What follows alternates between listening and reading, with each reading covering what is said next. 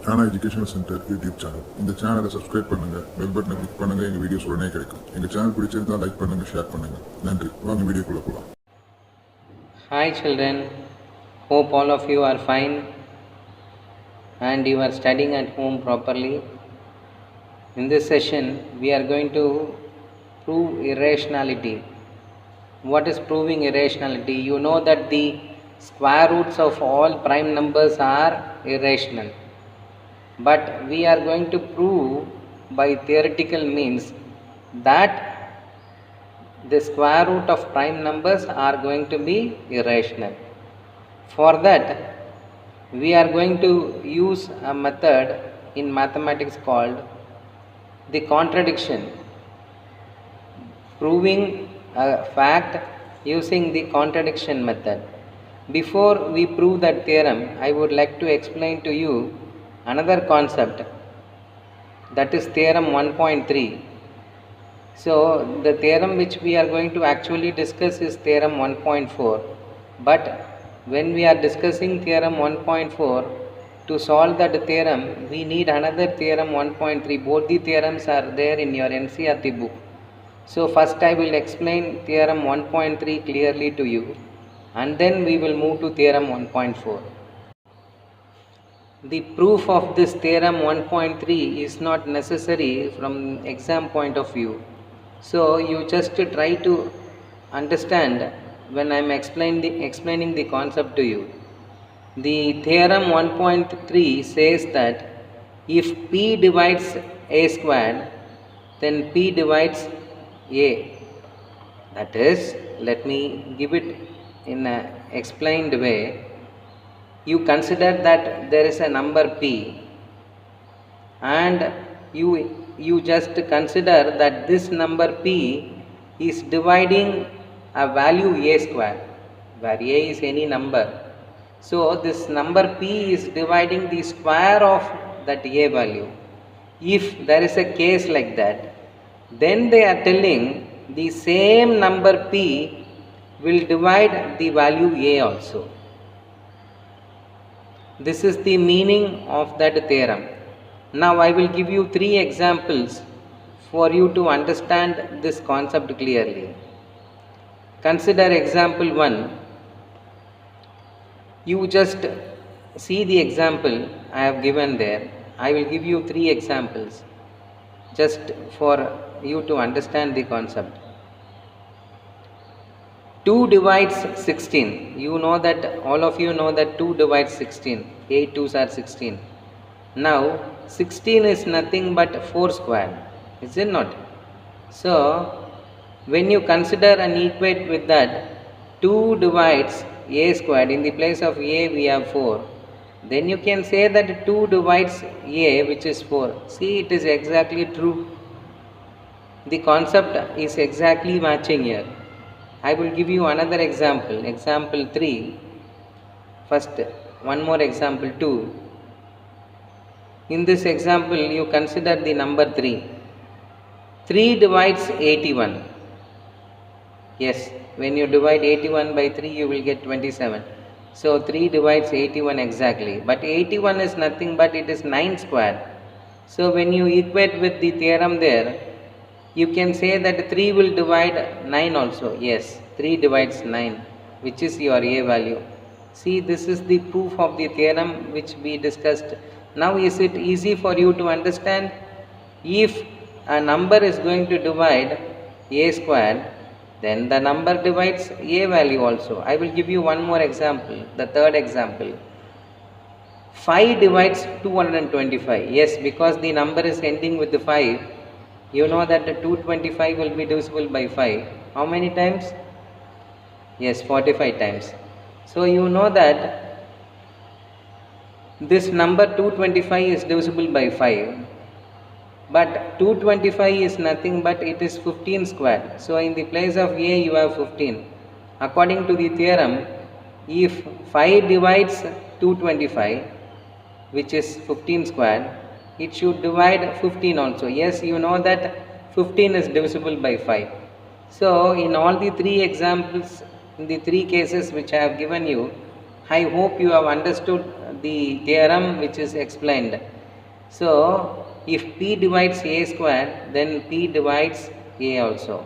Similarly, it is true for all the cases. Whichever value you take, the case is going to be true for all the numbers you are taking. Now, using this theorem 1.3, we are going to move into the main part of today's session, that is proving theorem 1.4, which says root 2 is irrational. So we are going to prove that root 2 is irrational using this method of contradiction. So root 2 is irrational, that is what we have to prove. Now, to start this proof, we are going to assume, just think, we are going to assume that root 2 is rational. Actually, we know that root 2 is irrational, but to prove using the method of contradiction, contradiction means just thinking the opposite of what we are going to prove. So, since we are going to use the method of contradiction, we are going to assume the opposite. What is the opposite of irrational? It is rational. So, we are going to assume that root 2 is rational. So, let us assume that root 2 is rational. Then, you know that all rational numbers can be written in the form P by Q. So, we have root 2 is equal to P by Q, where P and Q are any integers. Now, you can have common factors in both P and Q. When you prime factorize P and when you prime factorize Q, you can see some common factors. After you cancel all the common factors which you see in P and Q, finally we will get a value. So that value we are going to take as A and B. P will get reduced to A and Q will get reduced to B. So after cancelling all the common factors of P and Q, we get root 2 is equal to A by B, where A and B are co-primes. What is the meaning of co-primes? Co-primes means their highest common factor is going to be 1. That is, they will not have a common factor other than 1. The only common factor between A and B will be only 1. There will not be any other number except 1. Now we know that root 2 is equal to A by B. So B is going to be A divided by root 2. That is, I am taking B to the other side and bringing root 2 this side. So we will have B is equal to A by root 2. Now when you square on both sides, you will get B squared is equal to A squared divided by 2. This is result 1. From 1, we are going to use theorem 1.3 here. See, what does this theorem 1.3 say? It says that if P divides A squared, then P divides A also. Now in this result 1, you can see that number 2 is dividing A squared. From 1, it is clear that 2 divides A squared. Then from theorem 1.3, we can say that 2 will divide A also. So keep this as result 2. In result 2, we are telling that 2 divides A using the theorem 1.3. Since we have shown that this number 2 is dividing A, normally when you divide any number by another number, you will get a quotient.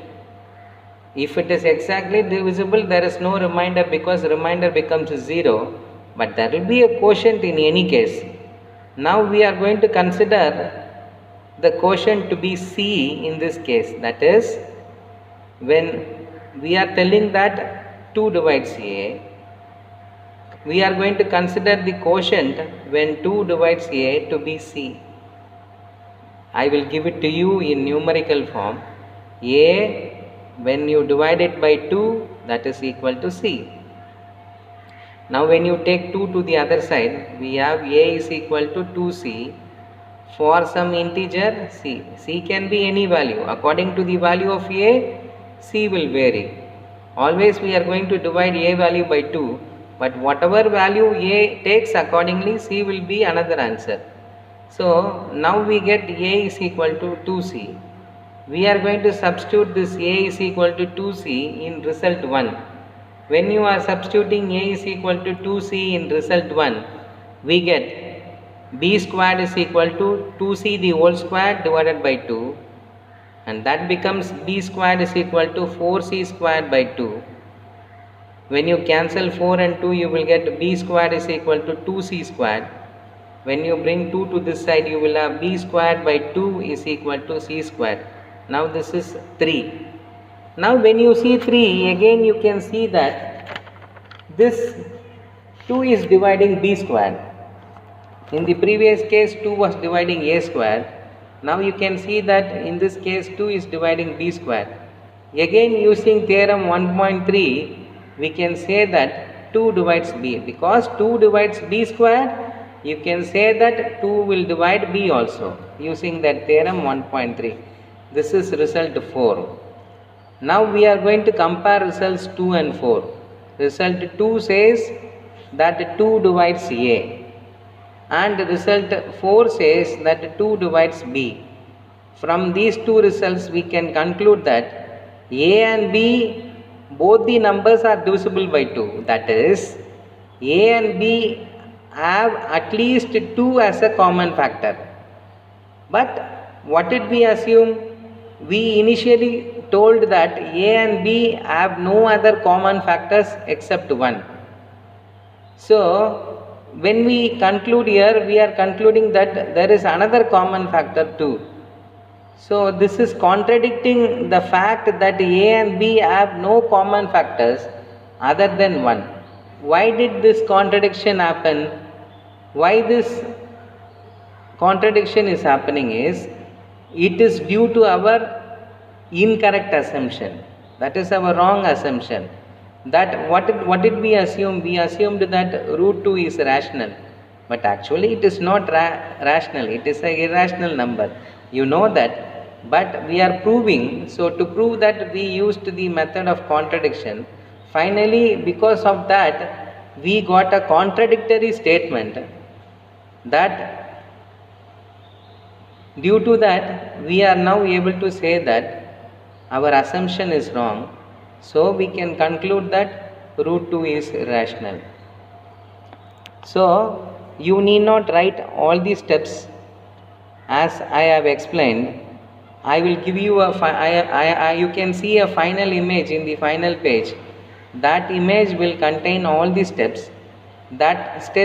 These steps are enough for your exam point of view. Just take down all these steps in the final image alone.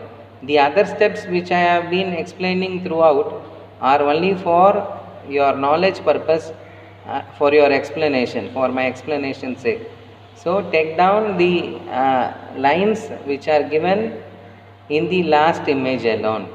Hope you have understood the method of contradiction. In the same way, we can prove root 3 is irrational, root 5 is irrational.